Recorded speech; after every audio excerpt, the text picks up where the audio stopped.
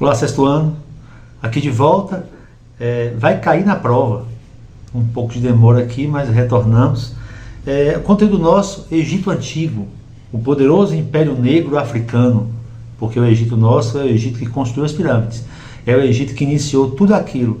E o Egito que iniciou tudo aquilo não foi o de Cleópatra, o Júlio, não. O Egito que iniciou tudo que é de mais esplendoroso, mais magnífico, foi o Egito Negro Africano, né? E esse é o conteúdo nosso.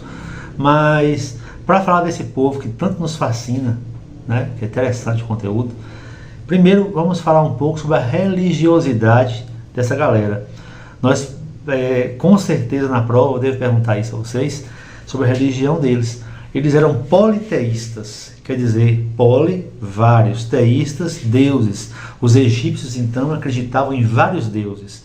Só que não bastava só isso. Eles acreditavam que existiam deuses que era parte humana e parte animal, um deus totalmente humano e deus totalmente animal.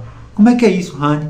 Quer dizer que existiam templos onde você chegava à porta, existia uma estátua de um deus parte humana e parte animal, outro templo ao lado, onde existia uma imagem do deus Osíris, por exemplo, que era só parte humana, só humano, quer dizer, e outro templo que era um gato, um crocodilo, por exemplo, um hipopótamo, eram deuses, certo?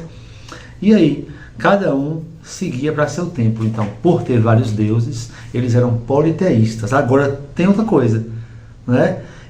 Alguns egípcios seguiam aí a questão da monolatria. O que é monolatria? Vai cair na prova? Com certeza vai cair na prova. Monolatria é aquela questão de acreditar em vários deuses, ser politeísta, porém só cultuar um. Então, vamos supor, um egípcio que vivia há 5.000 anos atrás, e se ele fosse da monolatria, ele seria o quê? Ele acreditaria que o deus gato existia, ele ia acreditar que o deus Horus existia, que era uma parte humana e parte animal, mas ele ia fazer as suas orações para o deus Osíris, que é totalmente humano. Entendeu? Então, tá aí algo que talvez deve cair na prova, né? Outra coisa sobre essa religião deles é que deuses antropomórficos eram deuses só humanos. Humano, mórfico, transformado. Era Deus só humano. Está no livro de vocês.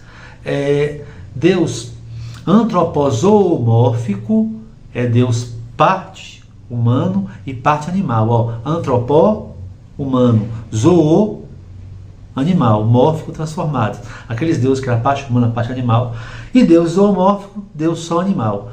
Se possível, volta, ouve isso aí novamente, certo? Sobre o Egito Antigo, nós falamos, deixa eu pegar aqui a prova de vocês, nós falamos que a vida no Egito só era possível, e só foi possível, e só é possível, por causa do rio Nilo. É um rio gigantesco que cruza o deserto. Então pensa comigo, o historiador grego Heródoto, ao passar pelo Egito, ele disse: o Egito é uma dádiva do Nilo. Quer dizer o quê? O Egito só existe por causa do rio Nilo. Né? Isso é a verdade, porque aquelas pessoas daquela região só deixaram de ser nômades, quer dizer, andar para um lado para o outro, sem ter moradia fixa, e passaram a ser sedentários de ter uma sede lá naquela região, igual foi na Mesopotâmia com Tigre e Eufrates. Lá no Nilo foi o rio Nilo que possibilitou que surgissem as primeiras cidades naquela região. Então é importante saber que o rio Nilo é um rio importantíssimo. Entre os egípcios, tudo se baseava primeiramente na fé que eles tinham em vários deuses. É importante saber, por exemplo, Deus Ra, Osíris, Tote, Horus, Anubis e outros deuses. É bom que vocês não precisam saber de que era esse Deus, o que esse Deus fazia dentro da crença deles, não. É bom conhecer o nome de alguns, porque provavelmente na prova cairá. Lembrando que cada deus tinha uma função específica dentro daquela questão religiosa dos egípcios, né? Eu disse um dia para vocês em sala de aula que em história, lenda é toda vez que alguém cria uma história para assustar pessoas. Eu, pelo menos, nunca contei uma lenda em sala de aula. Nunca. E mito é aquela história que foi inventada para explicar algo que existe. Por exemplo, os gregos, para explicar o porquê existia o vento, criaram o deus do vento. Para explicar o porquê do mar, criaram o deus do mar. Para explicar o porquê do amor, criaram a questão da deusa ligada ao amor. E por aí ia. Os egípcios não foram diferentes. Para explicar tudo que existia naquela região deles, criaram deuses também. Inclusive o responsável pela morte, pela vida, tudo isso. Certo? A sociedade egípcia, ela era teocrática. Rani, o que significa sociedade teocrática? O que é isso tal? Teocracia é a mistura de teo, que vem de Deus, e cracia, governo.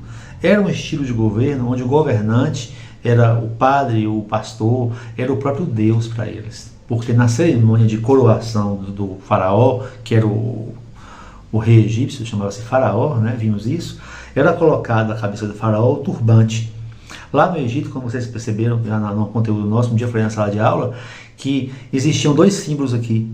Era responsável pela união do Egito, do Baixo e Alto Egito. Né?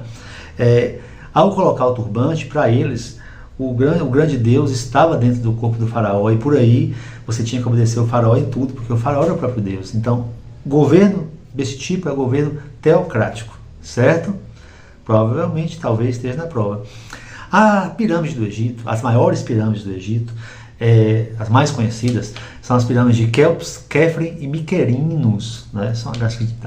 Sendo que a maior é de Quéops.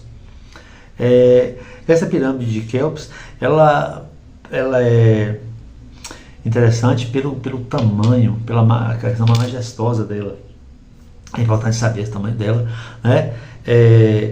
E a gente, por exemplo, quando estuda história, que vê aqueles vídeos, aquela pirâmide, fica impressionado com o tamanho, né? Tá aí uma dica, viu? O tamanho da pirâmide, tá?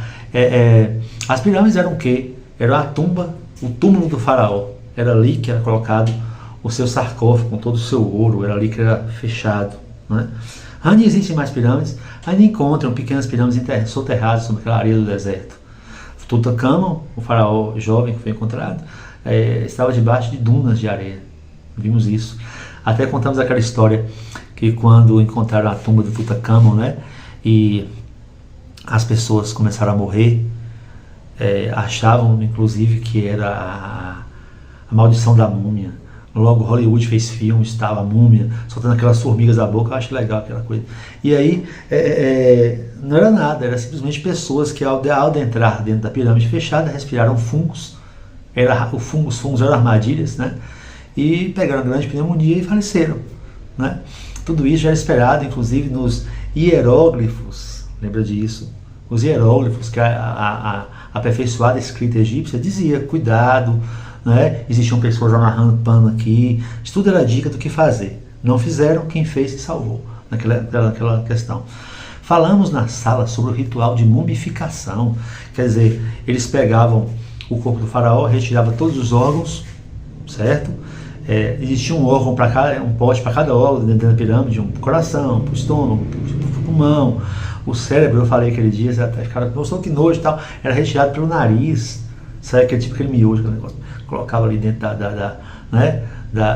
do pote, e o corpo depois era mumificado. Esse mumificado corpo era uma tradição, inicialmente só os ricos poderiam fazer. Grava isso. Inicialmente só os ricos mumificavam o seu povo. O faraó e os sacerdotes eram mumificados. Logo após, os pobres também quiseram ter a vida após morte, porque acreditavam que quando o faraó Osíris viesse buscar no final dos tempos, né, os mortos, né, quem estivesse mumificado ia se levantar. Então os pobres também passaram a mumificar seus descendentes, sua descendência, só que isso foi depois, né? E eram colocados em mastabas, eram pirâmides, eram buracos, né? Mas o faraó em pirâmide, mumificado, inicialmente. Logo após, os pobres também passaram a fazer, certo? Não esqueça isso. Deixa eu pegar a prova aqui novamente. A religiosidade egípcia era caracterizada por isso, então, pelo antropomorfismo, né? Zoomorfismo, essa questão que nós vimos, e pela crença de que existiria uma vida pós-morte. por isso mumificavam, né? Outra questão, falamos sobre Amenófis IV. Esse faraó, ele modificou toda a crença egípcia na época. Ele modificou o nome dele, passou a ser Akenaton, quer dizer, ele disse que todos tinham que seguir o culto ao Deus Sol, ele exigiu isso, né, ao Deus Aton, que era o Sol, e ele proibiu o politeísmo, queria que todos fossem do monoteísmo, que era um Deus único, porém um Deus Sol. Isso depois gerou muita confusão no Egito, e os sacerdotes acabaram tramando até que ele perdesse o poder. Ele não quis ter as 100 esposas que o faraó tinha, e teve só uma esposa, Nefertiti, a rainha do deserto. Está no livro de vocês também. Vamos ver. O rio Nilo era muito importante, porque no tempo de cheia o rio Nilo arrastava todo o material orgânico de outras regiões para o Egito e ficava muito largo. Quando o rio Nilo voltava ao normal, ele deixava um humus, Humus, humus, na terra, que era um adubo natural que os egípcios usavam, inclusive, para poder adubar o solo e plantar, certo? Vamos aqui, certo?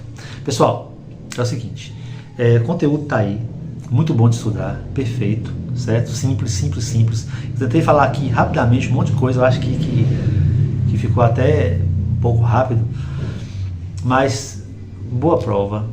Não esqueçam de olhar tudo que está marcado no livro, dê uma lida. Rani, e o que não está marcado? Também. A não ser o que eu disse que não vai cair de forma alguma, todo o restante vai cair na prova. Então, eu tenho certeza que ninguém irá tirar nota baixa nessa prova. Todos irão tirar boas notas, certo? Um abraço no coração de vocês. Até a prova.